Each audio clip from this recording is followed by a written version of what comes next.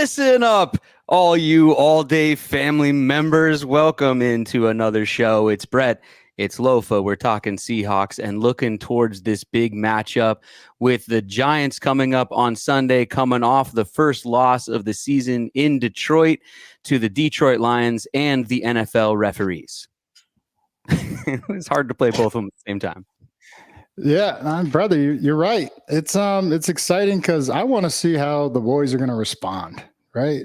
Like we said, no one's had us here at 3-1, top of the division. So I'm still very excited about where we're at after 1 month of play. But, now everything, it's a different mood in that locker room after a loss. And we've talked about that, man. Yeah. It's just, you can't wait to get to that next game. And so we got that opportunity coming.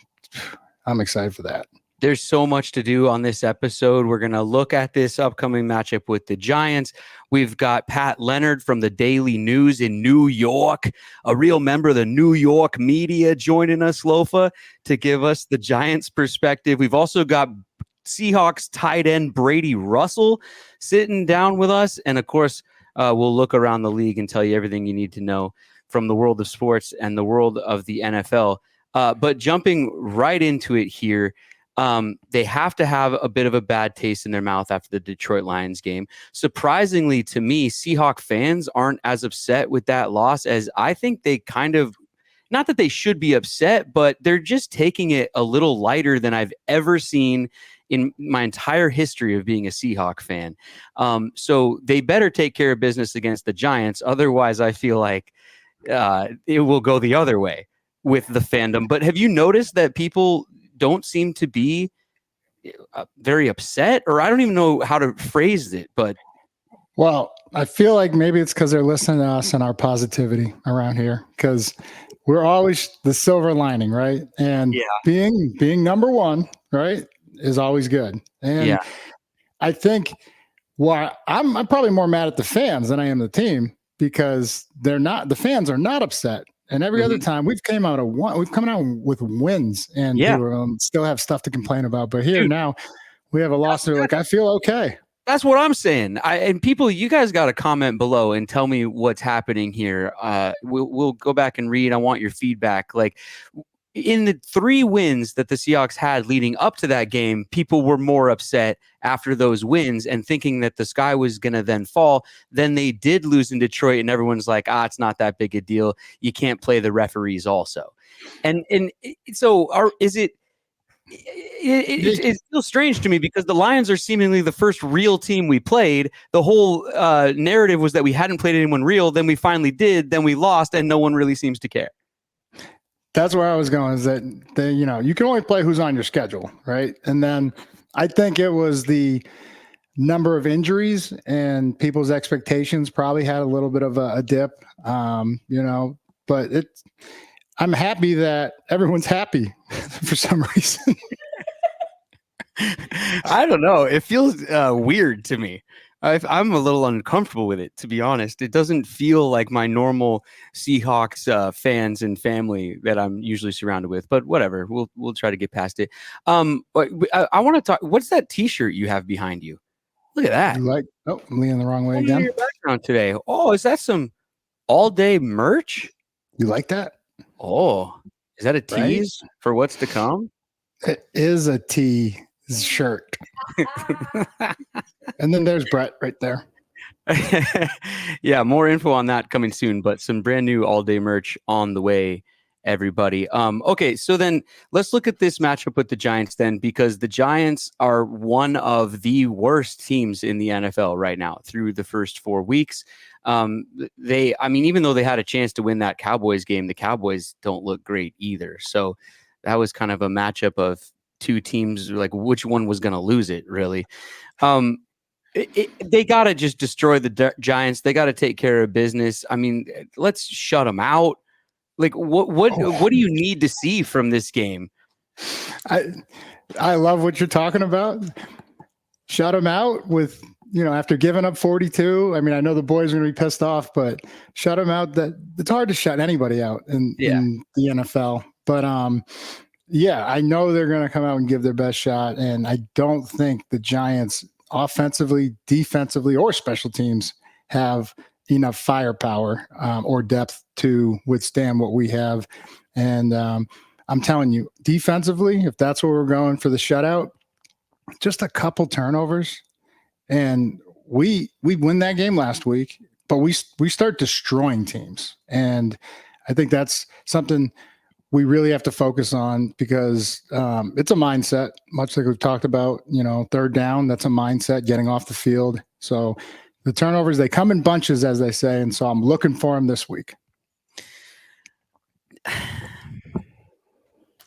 The thing is that if we win this game, which we're supposed to, and even if we win it handily and just, smack them around, it's still another non-team, though, that you would have beat. And then coming in right afterwards is the Niners, which is just like Detroit, sort of a team. And so even winning this one's not going to get you the respect you're looking for from around the league. And so I don't know. It's just a weird position we find ourselves in right now. No, I love that.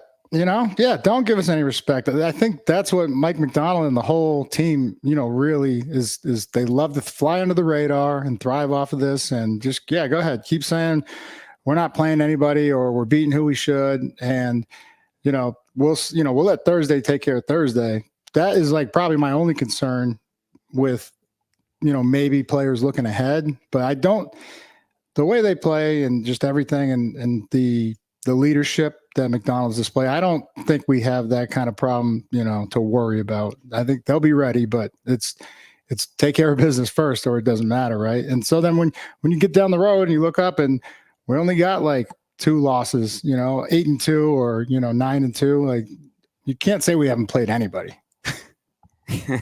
Well, I can. You can say it. It just might not be true. The Seahawks are favored in the game. You guys can place wagers with our friends Bet Online. Use their mobile app. Just search Bet Online in any app store, whatever system you're using, or go to their website, betonline.ag. They are the world's most trusted betting platform and your number one source for everything football. They also have a $200,000 mega contest. You pick 5 games against the spread every week for a chance to win weekly prizes and your share of $200K. Bet Online, where the game starts.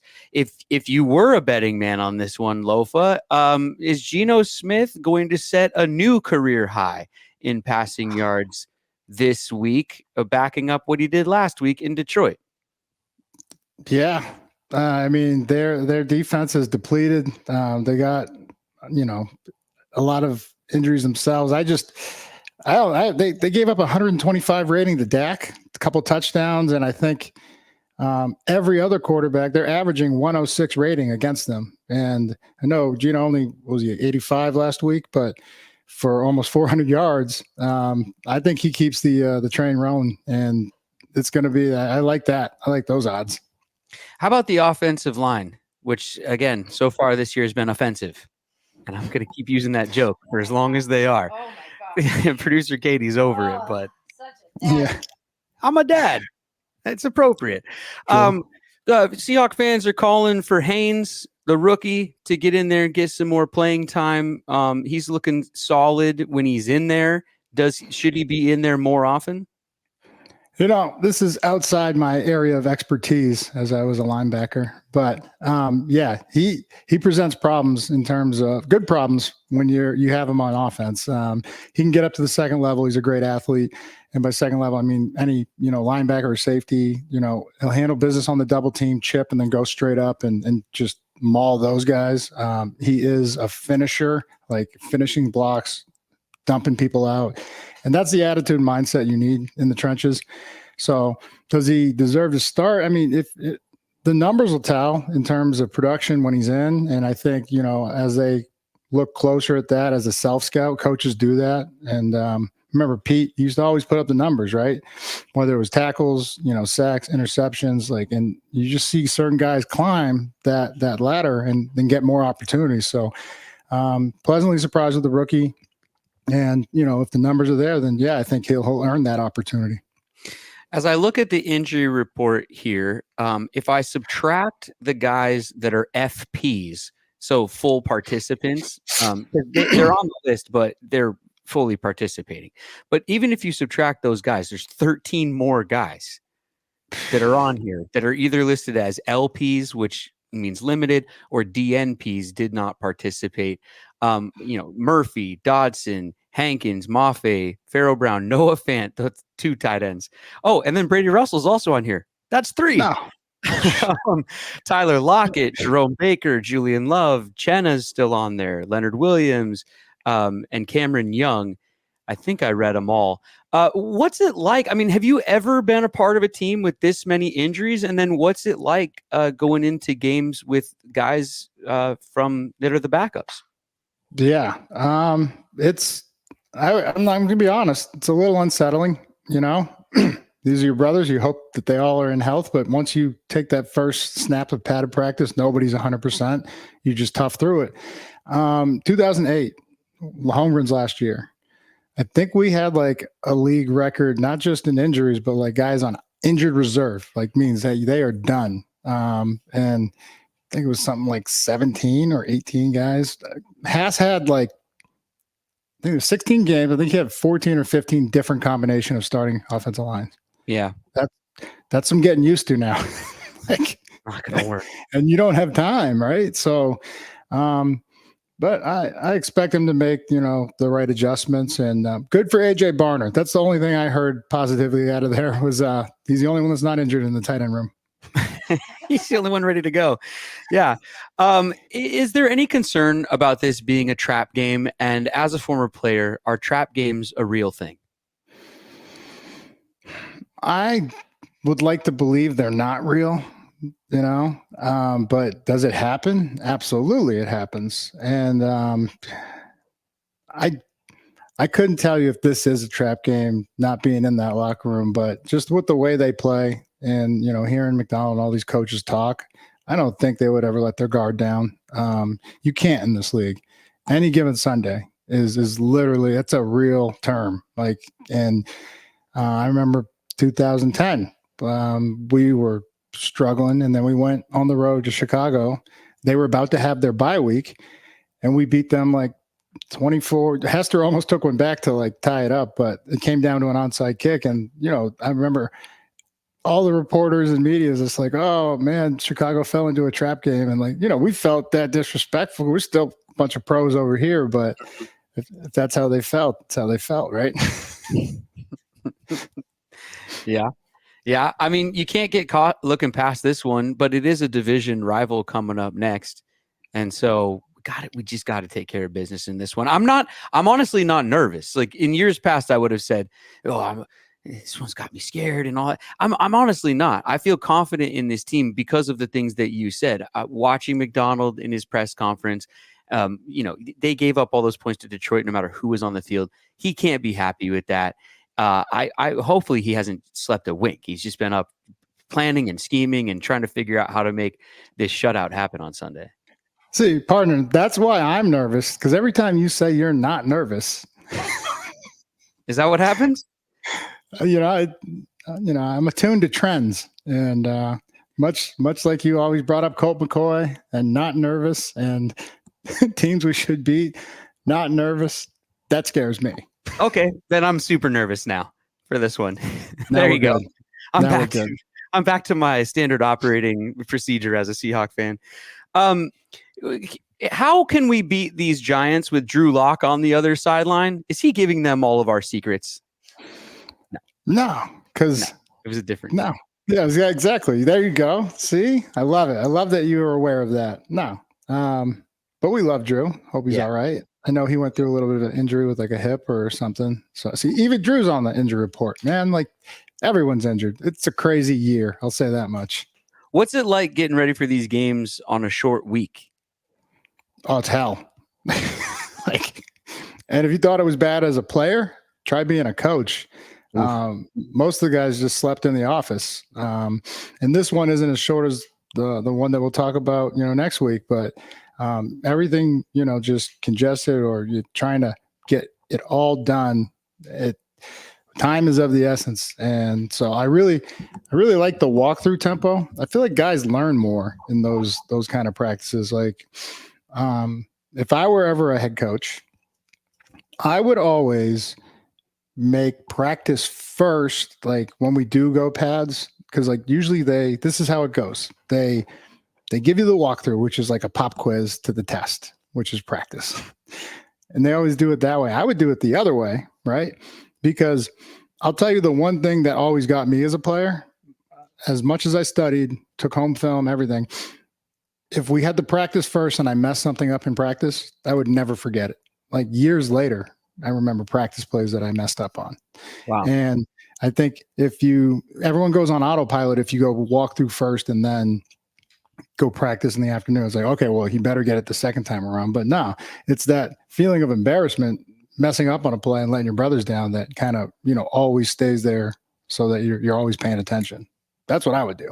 I don't know if you know, but DK Metcalf has had 100-yard games, last 3 games, first time in his career. Does he do it again? Do we go 4 in a row? Yeah, the streak continues, brother. They're going to have their hands full, with not just DK, but Lockett and JSN.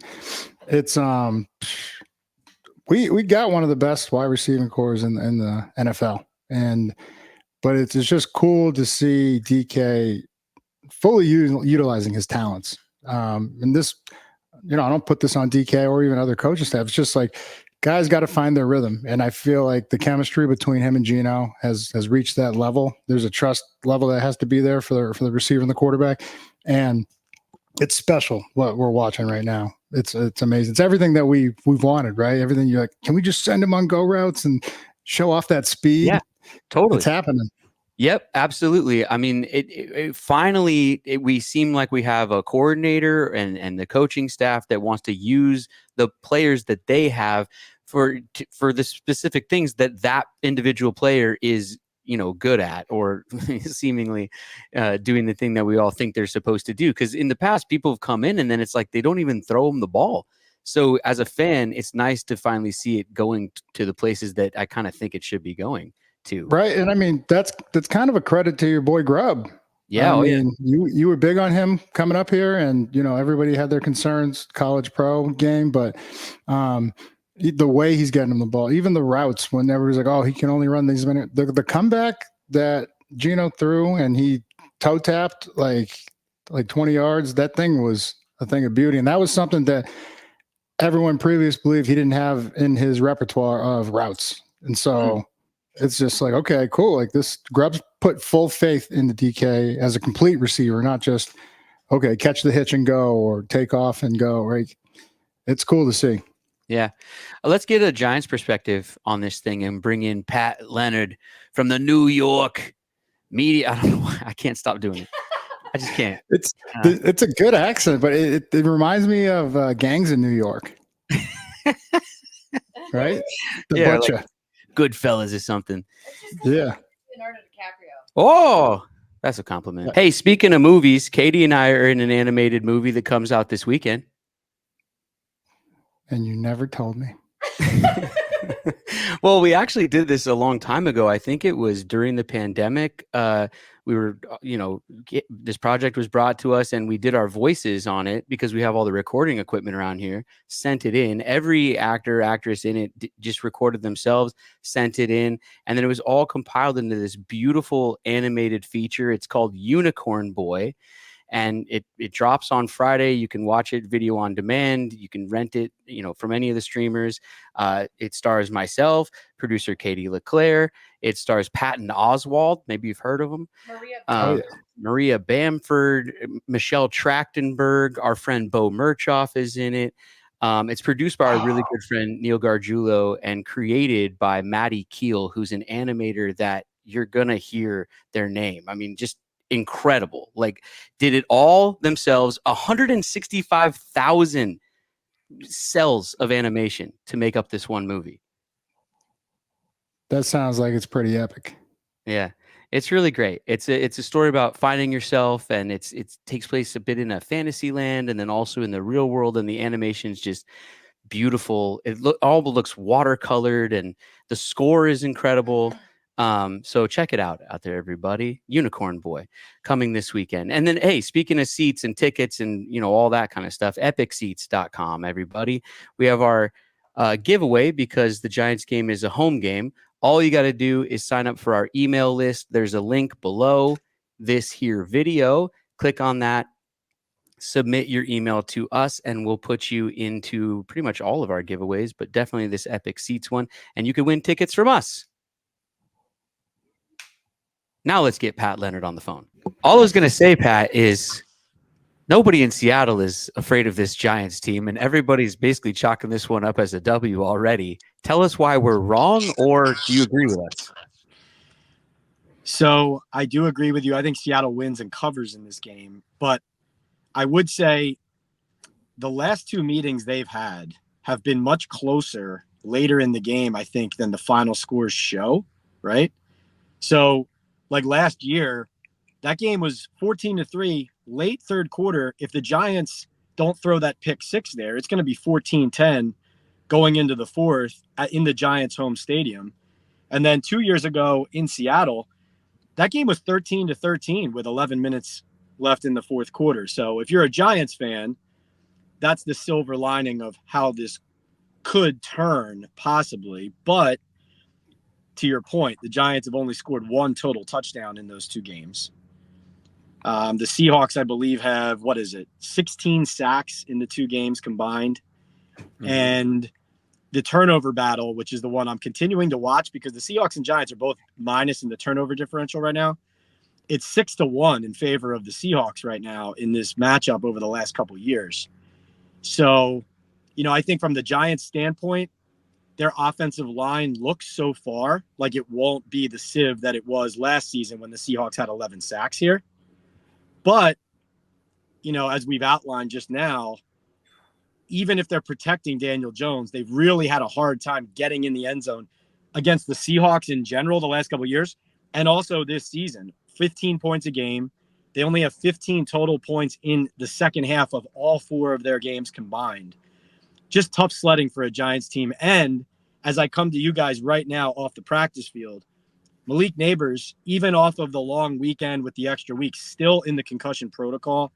Mm-hmm. And this is a guy, everybody, and, I'm sure this is already something you've heard, and it's something we'll continue to talk about in this conversation, but he leads the NFL in targets.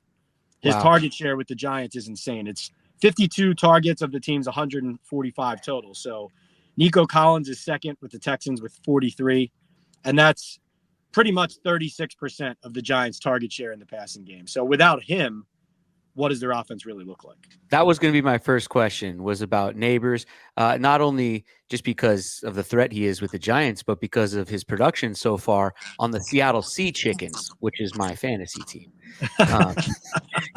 He's been racking up the points for me this year. But so do we think he's going to be out for this game? What's his status right now? Is this for Seahawks fans or for your fantasy team's purposes? A little bit of both, I suppose. Yeah. Hey, it's just as important for both. Let's go. Let's be honest here. No, so I think at this point, so we saw Darius Slayton clear the concussion protocol with the Giants. He was concussed in I think it was the Washington game, and then he cleared by the time the Cleveland game happened, like 7 days later. Typically, what you see when we're watching the Giants players go through that protocol is today should have been the day that we saw Nabers out there kind of on the side, jogging, getting some cardio in that we can see. So then Thursday becomes a limited practice. Friday becomes a full. He gets cleared, flies to Seattle and plays. That's the typical trajectory. Now, he could very well be on a treadmill inside doing the same thing, and they're just not airing it out in front of us. I don't know that at this moment. I will say, though, Brian Daboll did tell us, Brett, that Devin Singletary, their running back who has a groin injury, is not practicing today. He told us, though, he volunteered the information. Singletary was running on Monday himself, and we did see him in uniform today on the side working with a trainer. So that looks like he, for example, is further along than what Nabers is. I think at this moment it's trending towards him not playing. Wow. The Neighbors, it was interesting because it's a sideline catch. He's doing a toe tap, I mean, the catch would have been just incredible if he would have held on, but just went kind of face first into the turf. And then they were on him immediately and looked pretty concerned. It looked like it was one of those things that didn't like look as bad as then the reaction sort of was. And obviously we don't want to speculate or get, too far into it, but in a way where we don't know what I'm talking about, but it just looked weird. No, It looked weird. Yeah. Yeah, Lofa, I was going to say, I think you're making good points. Real quick to clarify, looked to me like when he hit his face on the ground, he stopped moving completely. So yeah. no one has told me that, but it almost looked like he might have been out for a second. Now, we haven't interviewed him yet. I can tell you after the game, we were interviewing Brian Burns, and Neighbors came back into the locker room to get something from his locker. We weren't allowed to interview him. He's in the protocol. Brian Burns thought he was going to get a nice soundbite going into the long weekend for the Giants, and he yelled across, hey, Malik, you all right? And Neighbors turned around and said, no. So that should tell you right there about what it is versus what it looked like. Yeah. Well, he just wasn't able to brace himself because he's going for the catch, so his arms are basically down at his waist. He just goes right face first into the turf, which, I mean, isn't as soft as I think we all think it is, obviously. So, Lofa, right? Lofa knows. He's been out there. Yeah, I'm a brain injury expert, actually. No, but it's these things happen. Like usually, even a whiplash or like I remember I got a knee to the head, and like I laid out for a tackle. Forte broke the tackle, and I go to press up and run, and I just get like a knee to the head, and I get up, take 2 more steps, and fall down, and. But this was one that I easily played through, right? And so, like when we went back and watched the film, I didn't even remember that happening at the time. I only remember because I watched the film the next day. But yeah, it's crazy. And then you got to make sure you're fully recovered before you come back out. Like so, sensitivity to light, the loud noises, which the 12s get pretty loud up here. So. Be ready, brother. But yeah, it's just you want to take precaution with this. Is what they're definitely going to do, and the league's doing a better job with the protocol. Well, if he can't go, then Pat, who are they going to throw it to? So the guy right now who's been in Chateau Bow Wow, who looks like he might be out of the doghouse for this game, is Jalen Hyatt. He is the Bolitnikoff Award winner a couple of years ago with Tennessee, and I guess the best way to summarize it would be it seems like the rest of the league's opinion of him or scouting report of him might be accurate, which is one trick pony, down the field, burner, but underneath the full route tree, learning those concepts, being able to execute at a high level consistently is not something he has shown the Giants. Now, they traded up to get him in the 3rd round a couple of years ago. They gave up a 4th to move up pretty high to get him. But he just hasn't played. He actually yelled out during a practice late in August that if they weren't going to use him, they should just trade him. And that was about a week ago, was kind of clean up on aisle 4 for the Giants in the locker room, but he still hasn't played a lot. So it would be Darius Slayton, Wan'Dale Robinson, and Jalen Hyatt would be the 3 featured. Wan'Dale Robinson and Neighbors, they're the 2 guys far and away been targeted more than any other Giants receiver. But Robinson's mainly underneath. And so that catch and run element that Neighbors provides, a lot of it would be put on number 17, he's really more of a kind of a gadget player than a downfield threat. Chateau Bow Wow is also the name of my new Husky podcast. That was a good one. I love it. Covering the NHL. That always came up in the NHL when guys were healthy scratches. Chateau Bow Wow. There you go. What about defensively? Leonard Williams playing against his old team, but the Giants bringing your defense in here against Geno. Yeah. How do you guys feel going against the number 1 passer in the league, or at least the guy who's thrown for the most yards? I love Geno. First of all, I mean, every time I get a chance, like when the Giants play the Seahawks, I go to the Seahawks interviews instead of the Giants. I love seeing him. I love listening to him, and I love watching how happy he is and how refreshed he is being in that organization, in that city, and fully realizing his potential. You see guys now like Sam Darnold getting a second chance, Baker Mayfield, guys like this, but Geno, Geno's the one, especially with not just what happened with the Jets, but with the whole Eli Manning fiasco. And, the quiet part out loud was that they put the right quarterback in that time. He was playing better in practice than Eli Manning at that point. That's why it happened. Wow. But I'm getting fired up defending my guy. But, I think the Giants, the way they look at Geno Smith is they understand what you just said, which is that he will carve you up. He is that level of a quarterback. In fact, here in the NFC East and, in the NFL in general, like Jalen Hurts, for example, look at what he's not able to do right now for the Eagles as far as extending and making passing plays down the field, protecting the ball, not turning it over at a high rate while making those explosive plays, not necessarily obviously having full trust of both play caller and teammates. All of those things are what Geno is doing in Seattle. Like watching that Monday night game, I was not shocked, but I thought it really stood out to me how often he made a play. In other words, moved off his spot, gets outside the pocket, keeps his eyes downfield, completes a pass for 11 yards, 12 yards, 15 yards, 8 yards. And I think this game comes down to health on Seattle's side, because as long as they have, Walker in the backfield, DK and Lockett and Smith and Jigba on the field playing receiver, and some of these defensive linemen come back, I think Seattle they're basically averaging 10 points more a game than the Giants are right now. So I think it's a pick your poison type day for Geno Smith against the Giants, because they have struggled both stopping the run and stopping the pass. But Brett, sorry to be long-winded here, but the Giants passing defense right now is scary. And if you guys watch that Hard Knocks, there was a scene when Joe Shane, the general manager of the Giants, made a joke to their defensive coordinator. He said, if we trade for Brian Burns, I guess I'll play corner for us. Well, basically that's what's happening. He has to play corner for them. And those are the results. Oh, so you don't mean scary in a way where we should be scared of it. You mean you guys are scared of it. Correct. Yeah. I mean that the Giants don't have a corner that you're not going to throw at. Man, okay, so then, Lofa, is there anything that I should be worried about?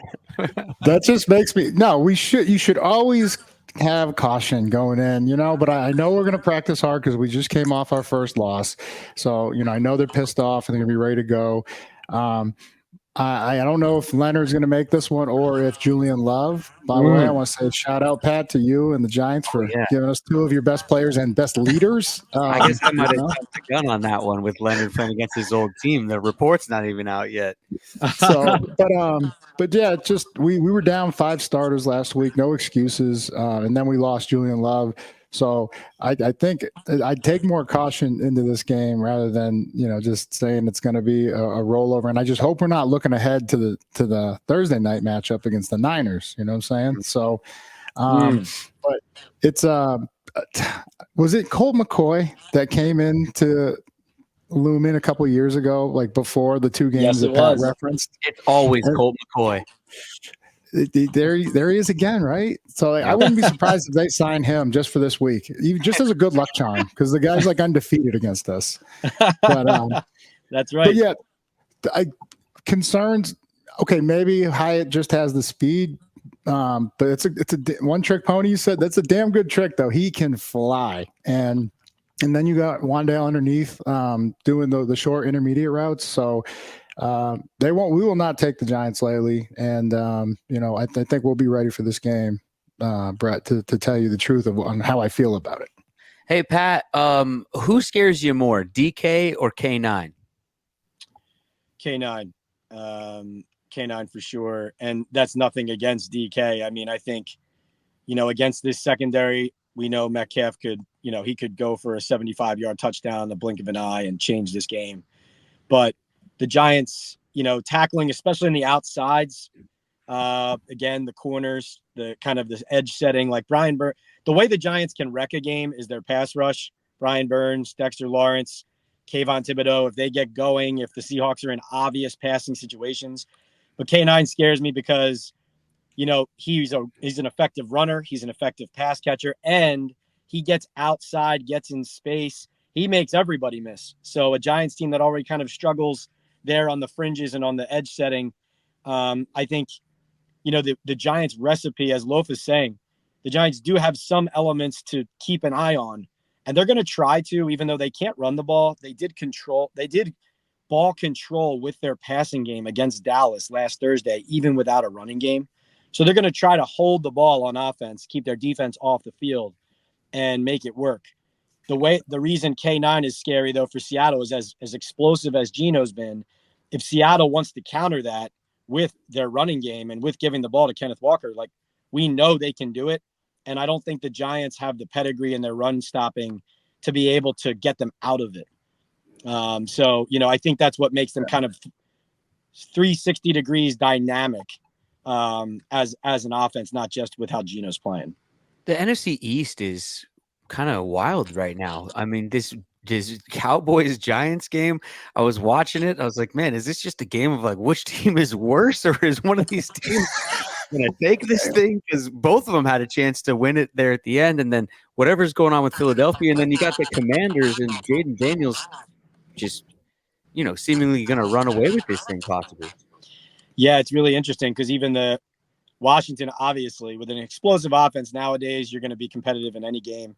They do have one of the worst defenses in the league, which is kind of the quiet part. That I'm curious whether the offense ever slows down and they lose a bunch of games in a row just because they're really not very good defensively. But, it's funny. Here in New York, it's almost curiosity of which team's going to join the Giants in the basement. You have Philadelphia, where Nick Sirianni is under more fire than any of the other coaches. Like, as much as Daboll's under fire and McCarthy's under fire, Sirianni is just getting bludgeoned in Philadelphia. They're 2-2. They're 2-2. But, they had a lot of injuries, no show in Tampa. Everybody kind of knows that they spent a week and a half deciding whether or not to bring him back as the head coach before ultimately bringing him back. And they have a lot of roster issues. In Dallas, high-end talent, but their depth is not as good. And McCarthy continues to be this guy who, like kicking that really long field goal and missing and giving the Giants a chance at a Hail Mary at the end on Thursday. It's like, what are we doing? But, the Giants have really, this is year 3 for Joe Shane and Brian Daboll. And this is supposed to be the year that even if they don't win the division, that they get a foothold on a foundation of what they want to be. And then they can keep stacking on top of it. And that's what's so discouraging about the lack of results, because the Cowboys and the Eagles both look like they're kind of down, even though they're at 500 right now.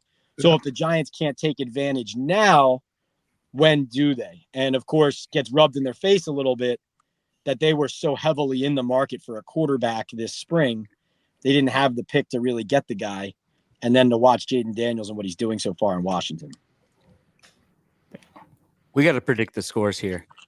Our sponsor, Simply Seattle, they furnish the score prediction challenge each week. I think this week it's up to $100. The gift card you could win if you nail the score prediction. Find our post on Instagram, comment what you think the final score will be, and if you nail it, we'll throw you in the hat, pull out a winner. Pat, what's the score going to be? I'll go 31-12 Seahawks. I'll say the Giants kick a couple field goals. They score 1 touchdown, go for 2, don't get it. I think the Giants' path to winning this game and being in this game is scoring a defensive or special teams touchdown. Lofa made a good point about if the Seahawks are down all of these defensive starters, right? Like all the guys on Monday night, plus Julian Love. If that's the case, then I would tweak it to be a little bit of a closer game. But I think if they get back, I don't know if you guys know who they're getting back, who they're not, but if they get a couple of those pass rushers back and players on defense, I like the Seahawks to run away with it. No, I wish they would give us that kind of inside information, but no, there's no way they're going to tell me and my mouth, anything. Lofa, what do you got? Yeah, I think this offense, not just Geno. I've been on Geno bandwagon since the day he took the first snap, brother. And so you were just, it was music to my ears the way you were talking about him.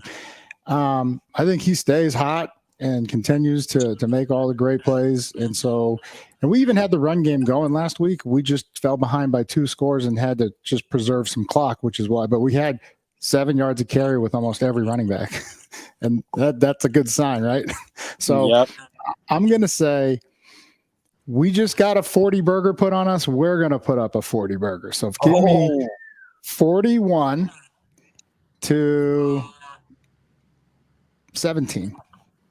Wow. Like it. 41-17. Oh yeah, we're coming back with vengeance. Wow. I like that. I actually think, well, I don't even know why I think this. I'm just going on a hunch here. I just think that after we scored a lot of points, maybe we don't score as many this week. If guys are still out on the defense, we saw what happened in Detroit. It's not to say that it'll be that kind of scoring, but I think the Giants could score a little bit. I'm going to just say we win this one 21-14. That's the cleanest score I've ever given on this show, and that's because I've never nailed the score prediction. So I'll go with just a very normal football score. However, I do think that this score that I'm saying won't reflect the way the game feels.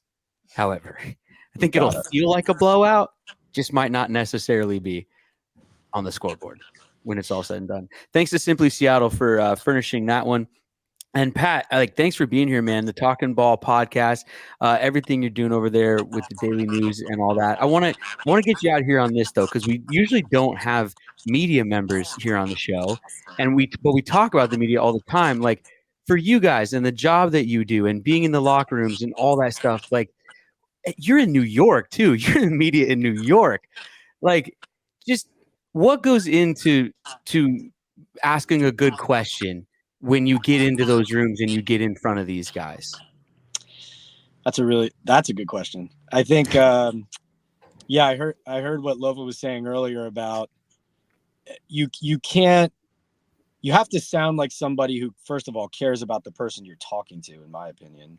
And that comes with conversations you've had prior. In other words, if I went to Lofa's locker only when I needed something and I never said hi, never talked to him, never treated him like a person, I think that is an important part of then when it's time to ask the hard question or the critical question or to do your job in the professional manner. I think that relationship matters there and nobody sees that, but I think that's an important part of it. I think the way you ask a question, typically, I think players, coaches, general managers are smart enough to know when they listen to what you're asking, whether you did the research and your homework and you know what you're talking about or not.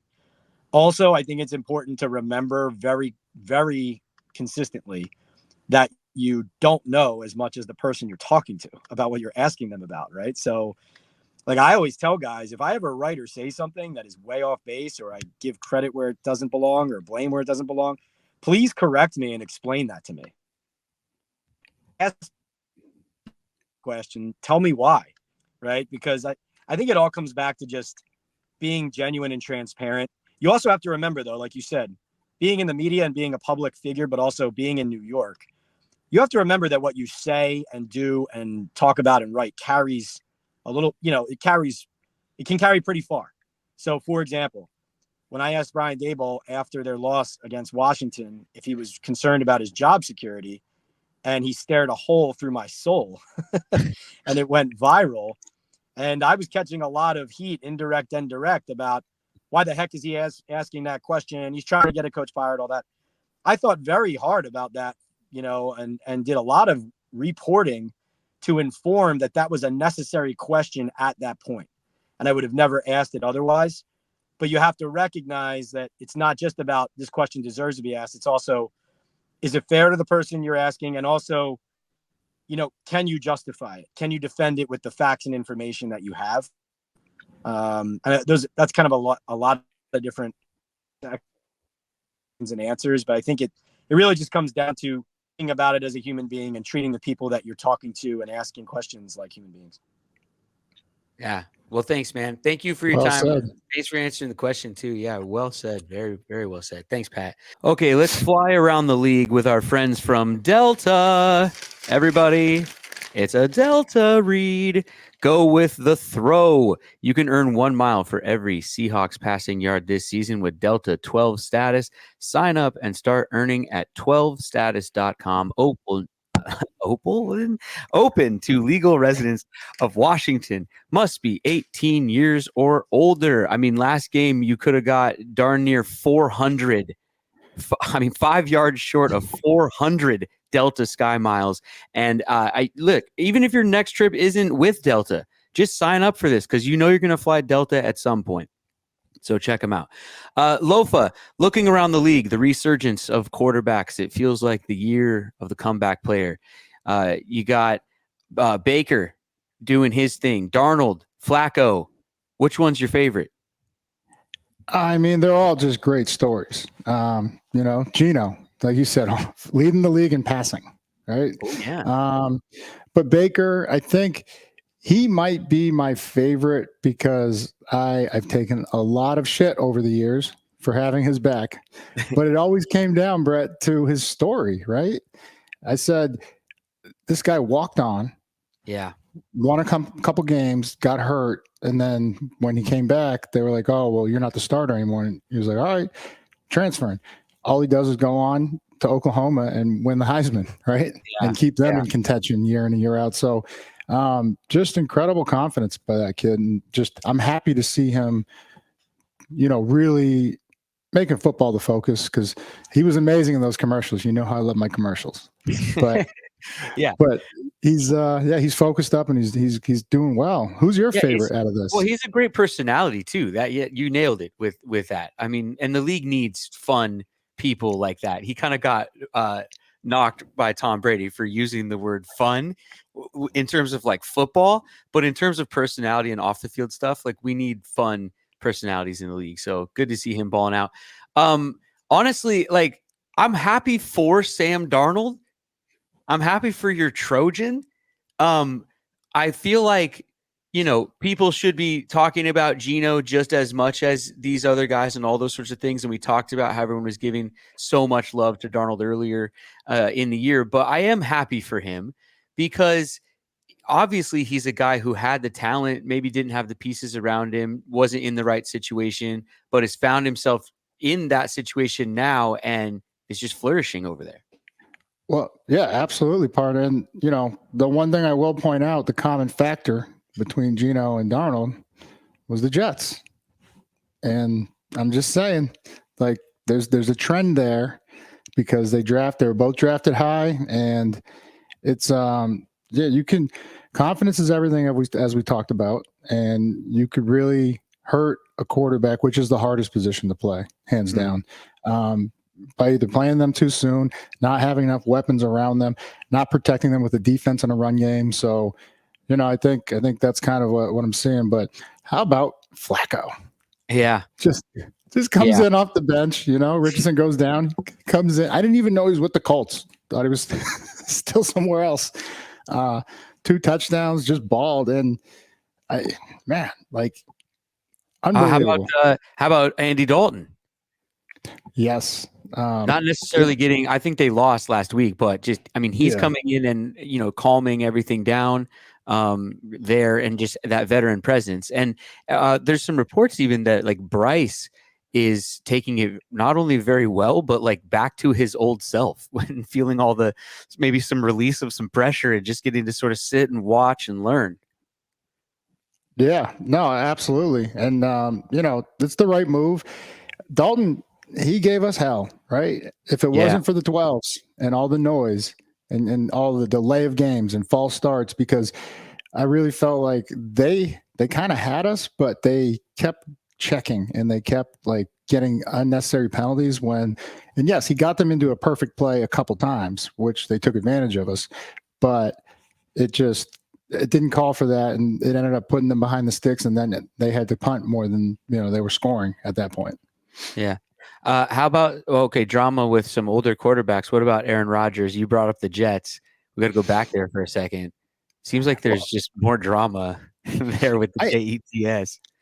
I don't know if he's completely healthy. And, I'm not going to make any excuse, because if you're out there, we've talked about it, you're assumed healthy, right? But not only because of age, it looked like he was getting up a little slow, and it looked like an ankle or maybe even the Achilles still.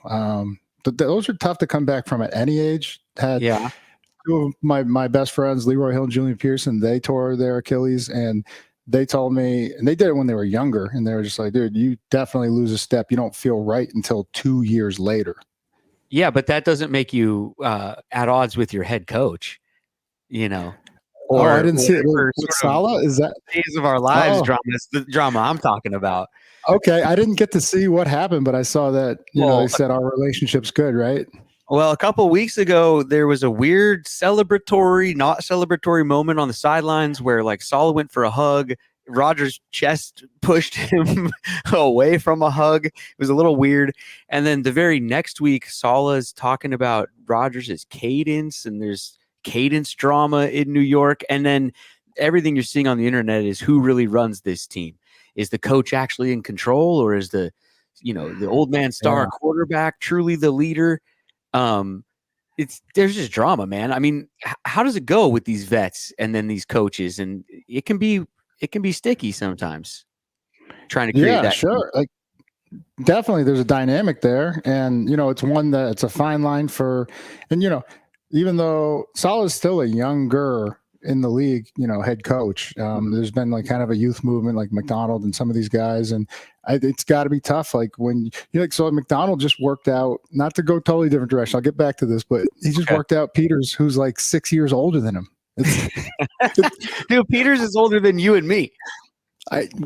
Which is crazy. I couldn't believe that. Like, what a beast. But wow. So I mean, it's it's a tough dynamic regardless. And then you got a 4-time MVP quarterback who, I would lean on him for a lot of input in, what he wants to run, and just because at that point you at least give him a little leeway, and you're just like, okay, we tried it your way. Now we're going to do it my way is kind of how I would try to approach it. But yeah, it's tough, man. It's tough. How do you deal with these kinds of distractions as the other players in the locker room, though? I think it's until someone requests like a trade, like I want out of here, like it's not a distraction amongst us in the locker room. And like we pay no mind to it. I mean, yeah, we'll go up there ad nauseum and the media be like, oh, what's going on between the coach and so-and-so? It's just like, it's not, I'm not at liberty to say because I don't know enough about, even though I'm right here in it. I don't know their relationship like that. Doesn't that wear on you, though? They ask you that question over and over and over because this is a New York thing, right? Like, have fun with that media over there. Yeah, and they got the what is it, Page 6 or whatever their main. Right. They got a lot of media over there. I really hadn't been exposed to that, is what I would say. So I don't know what it's like, but I feel like we always had the same rule, protect the team, like just going back. It's just make sure, hey, we're going to figure this out together and move on and move forward. So I don't see it becoming a problem. You know what solves problems? Winning. Winning solves every problem. What question annoyed you most as a player? I hated it when they just put the microphone in your face and like they were like, Frank Gore. And I was just like, well, what about him? Yeah. Right. Is there a question? I go, yeah, he kicked our ass twice last year. If they don't say anything, hopefully you'll just keep talking and giving them gold. Yeah, but it's just like that, just open-ended like that. It's like, yeah, good player, Miami. They have a lot of great running backs, college, I'm saying. Right. I gave him the background. I gave him a bullshit answer is what I did, but and then, you have the good reporters that are like, okay, what was it about their run game that gave you fits and gave you trouble? Like dude by the name of Larry Allen was probably number one. He's a beast. But yeah, you get into it then, but. Well, what about players requesting trades? Because then Davante Adams seems to be unhappy. Yeah. Already wants out. Yeah. I know, and he didn't get there too long ago, did he? Oh, it might be for the 5th year, but I thought he got paid recently. But money doesn't solve all problems, right? Like if he feels like he's not, because he's probably towards the back 9 of the career, right? And so I think winning's the most important to him. I think the Raiders are doing all right, but it's one of those situations, I believe, because he did a lot of winning in Green Bay, but there's a lot of injuries around the league. So maybe he sees it like, I don't know. And maybe it's in the division, and I doubt the Raiders would want to do that. But Rashee Rice just went down for Kansas City. No, so they've already said they won't deal with Kansas City. Schefter, I wouldn't. Yeah, Schefter. I wouldn't either. That's the last thing. That's the last thing. Unless they're giving up like the Ricky Williams like entire draft for one player, or the Herschel Walker type deal. I don't think you go there. Here he is, putting down the coffee, putting the headset on.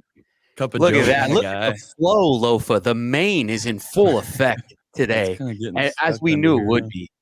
Brady Russell, everybody, tight end for your Seahawks, sitting down here on the All Day Podcast. Brady, welcome to the show, man.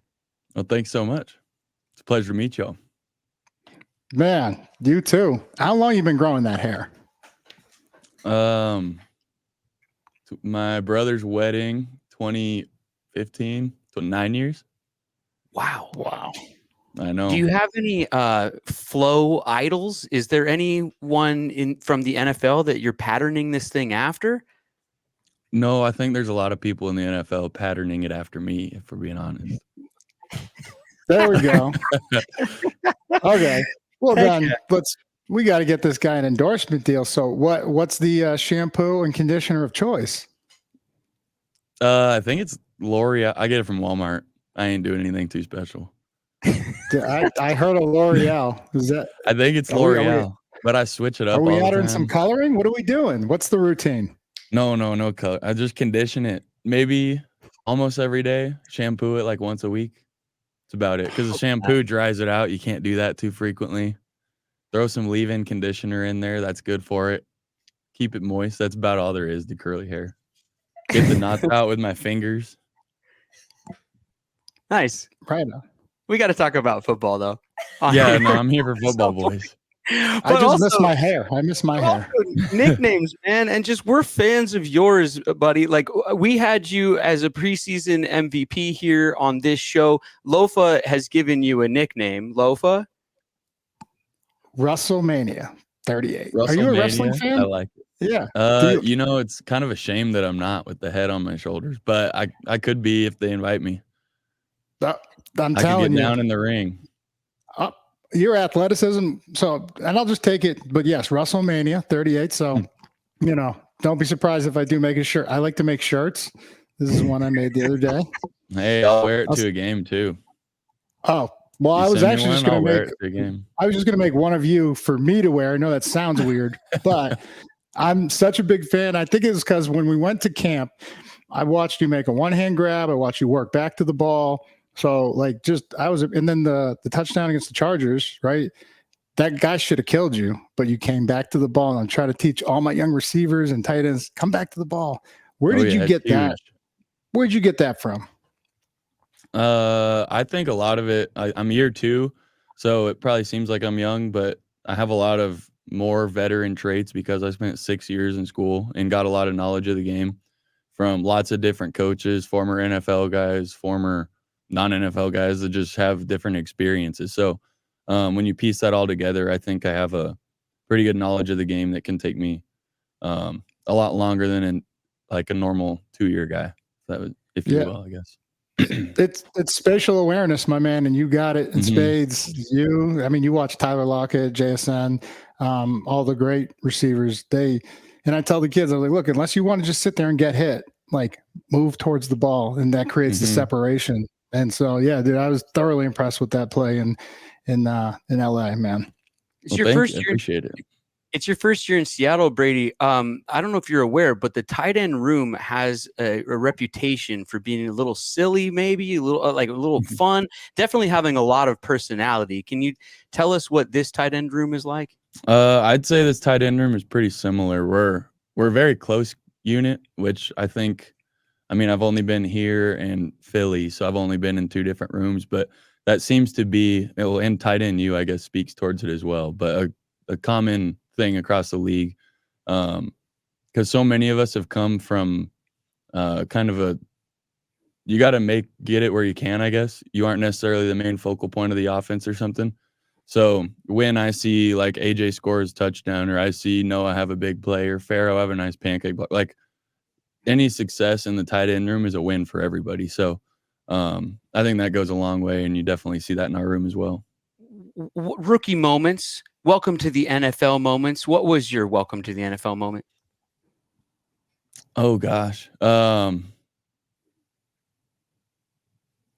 kind of got welcomed by another rookie last year. I don't know if I should say this because it might make Seattle fans disappointed, but I got absolutely trucked on a kick return by D. Winters. He's a linebacker for the 49ers. And it was Thursday night football. But yeah, I got absolutely lit up, put on my back. It was pretty funny. you mentioned Tight End University. You were the MVP in 2024. What's Tight End University?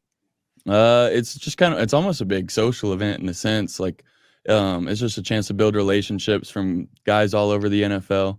And then the biggest thing that I took advantage of was all the vets around you, and George and Travis and Dallas and Greg Olson, and like all those guys have so much knowledge of the game.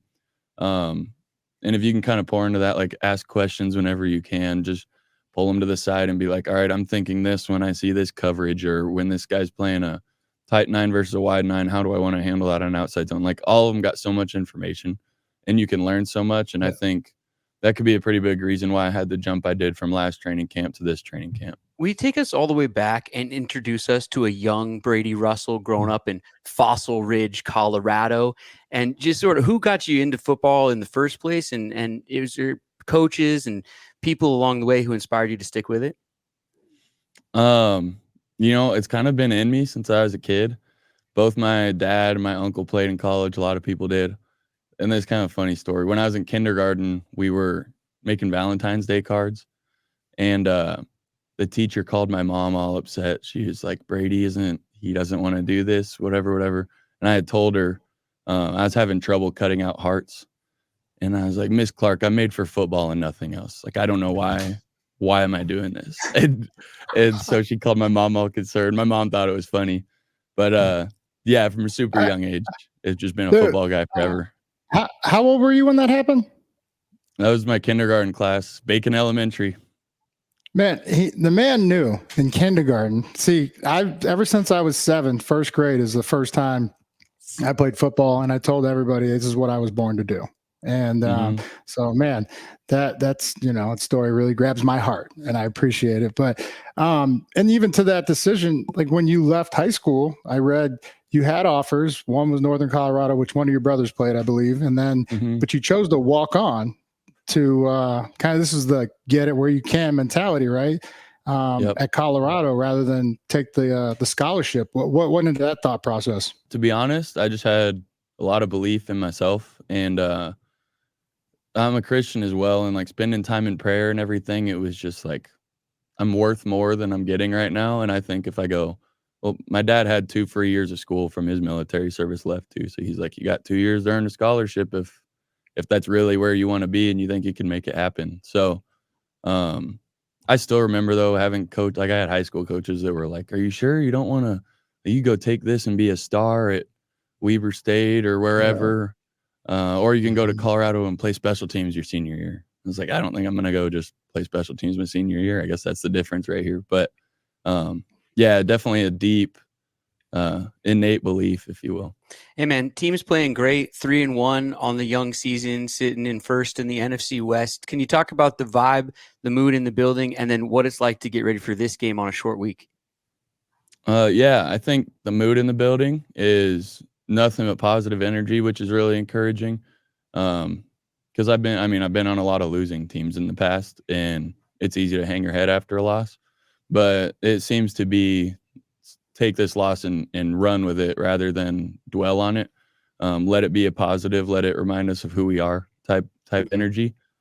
What was the second question? Getting ready on a short week. What's that like? I mean, their schedule right now for you guys is brutal with the Monday, then the Sunday, then the Thursday. Yeah, no, it's tough for sure, but it's something we're totally capable of. The toughest one probably is that Wednesday practice. Usually you have quite a bit of install for the new week, running new plays or new schemes or different stuff than you ran the week before. But now we just had a walkthrough Wednesday, so it was you aren't actually getting to physically run any of your plays. So the memorization and understanding of your assignment and how you're going to get it done, you don't get to physically do it. It just has to be a total mental rep that you take to get good at what you're doing. Cool, man. Well, we're going to be in the building on Sunday, obviously screaming our heads off for you guys, and looking forward to watching you play out there, man.